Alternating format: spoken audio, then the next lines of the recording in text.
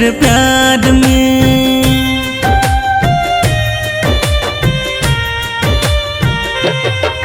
हाँ पागल हूँ मैं तेरे प्यार में, पागल हूँ मैं तेरे प्यार में।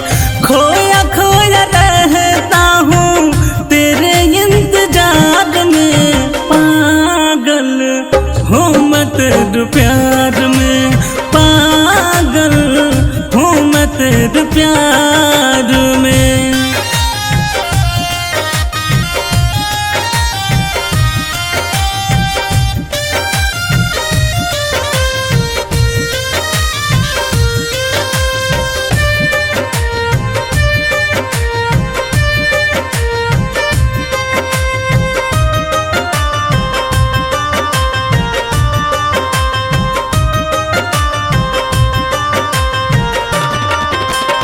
तेरी कातिल नजरों का निशाना हो गया हूँ मैं तो, तेरे इश्क में दीवाना हो गया हूँ।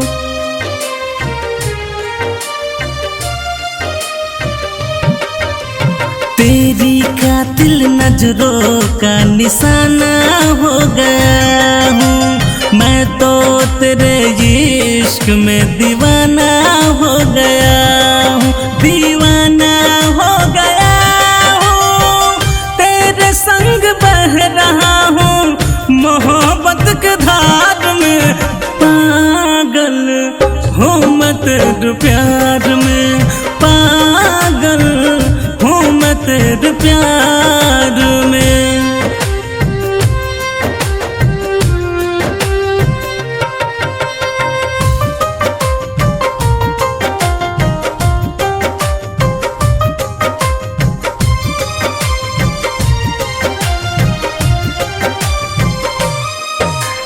ठहरो ना एक पल भी तुम मेरे पास आओ ना, पल के झुका के ऐसे शर्माओ ना।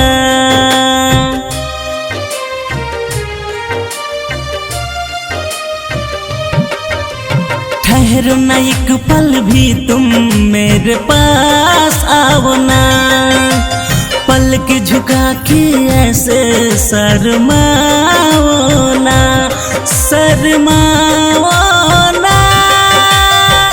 जन्नत भी भूल जाऊं तेरे दीदार में, पागल हूँ मैं तेरे प्यार में, पागल हूँ मैं तेरे प्यार में।